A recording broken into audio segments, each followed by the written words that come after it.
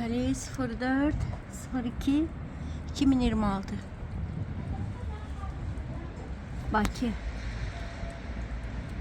Sulu qar yağır. Qar da sulu değil, normal qarda, amma yerdə qalmış şax da yoxdur. Amma küləkdir, necə küləkdir.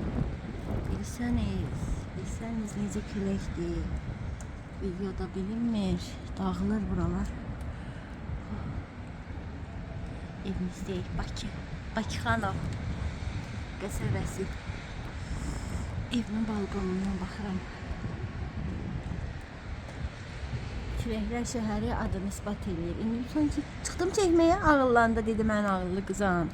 Mən külək deyiləm, küləkli deyiləm. Amma bayaqdan buralar dağılırdı. Elə belə mola verdilər, pauza. Həm qar yağırdı, həm yağış yağırdı. Ay Bakıya endik. Təyyarədən enəndə çəkmişəm.